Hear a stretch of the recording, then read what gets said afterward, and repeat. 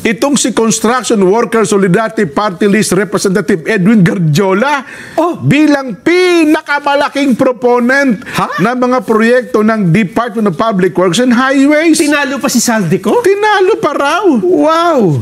Ito pala, ano pala ito, no? Itong party list na Garjola. Party list pala ito. Nakikita ko na pangalan ito, pero hindi ko alam kung ba't siya naging congressman.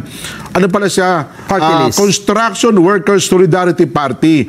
Binabanggit po ni Congressman Libiste matapos niyang makipagpulong sa Independent Commission for Infrastructure para humiling na investigasyon kay Garjola. Base anya sa kanya nasa liksik, ito po si Congressman Garjola ang pinakamalaking buyer ng mga DPWH project. Teka.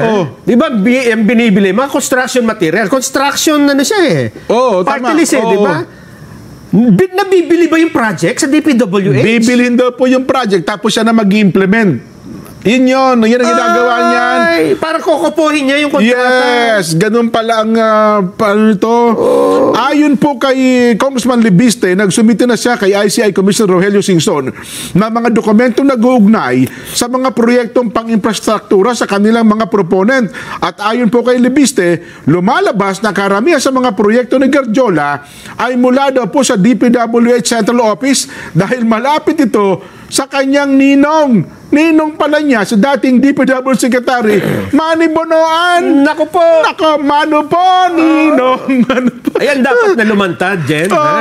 Sa ating mga panawagan ng transparency, ilantad na natin lahat ng nalalaman natin. At alam ba, Nelson, yung ang nabili pala nitong project ay nakapaloob na sa 2025 DPWH budget.